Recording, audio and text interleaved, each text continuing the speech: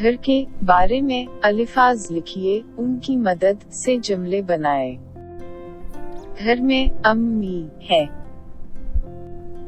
घर में अब्बा है। घर में भाई है। घर में बहन है। अल्फाज की मदद से नज़्म पूरा कीजिए।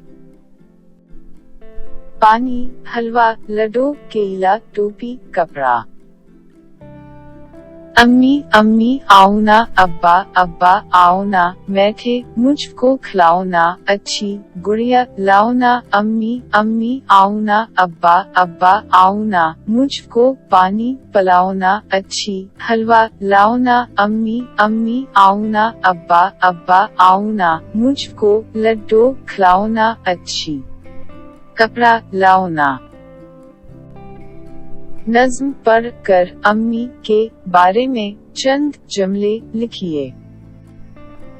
मेरी अम्मी प्यारी है। मेरी अम्मी अच्छी है। मेरी अम्मी सच्ची है।